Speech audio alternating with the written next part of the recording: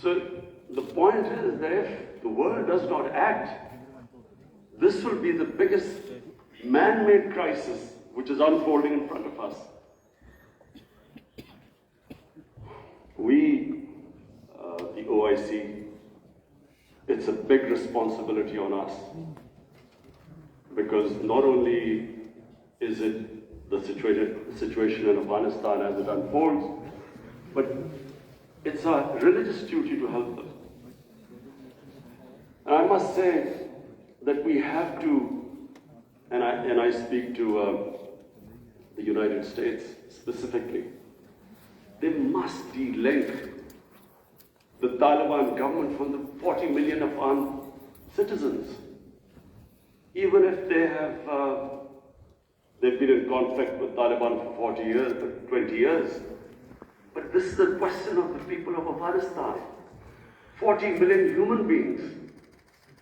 And that's why it is very important that action is taken immediately.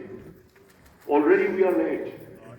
The Afghan winter, everyone knows, is extremely severe. And these preconditions the Taliban have to, unless they have an inclusive government, human rights, women's rights, do not allow terrorism from the soil. Unless these preconditions are met, the humanitarian aid will not flow, and their foreign reserves won't be, they won't be allowed to have them, won't be allowed to function. This is very important. That first of all, the one time I met the Taliban foreign minister, he categorically said that they wanted to comply with these three conditions of the Pakistan, the Afghanistan, because the culture is similar, because Taliban is basically predominantly a Pashtun movement, and there are more Pashtuns on our side of the border. Now, the city culture is completely different from the rural culture. To the girl's child's parents to put the girls into school. In our tribal districts, or the district adjoining Afghanistan, if we are not sensitive to the cultural norms of those people, even with stipends, they won't send the girls to school.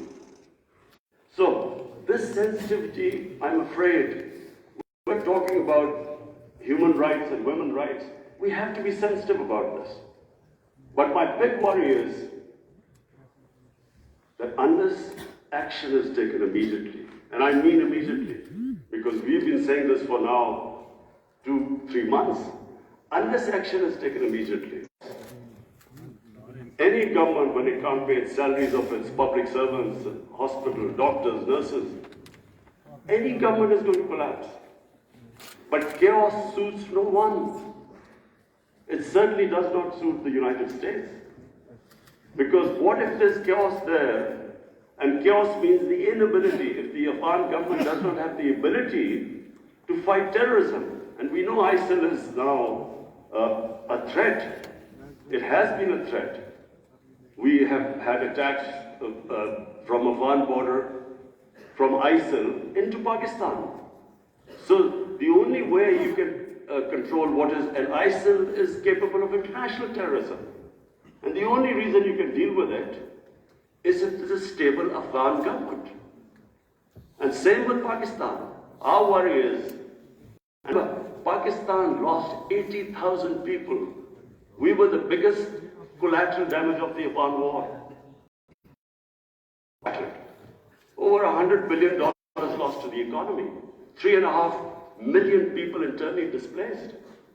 Well, the last thing we want is chaos in Afghanistan, more refugees. We already have over 3 million Afghan refugees. To date, world economies. So we are in no position to deal with this, another influx of refugees and terrorism. So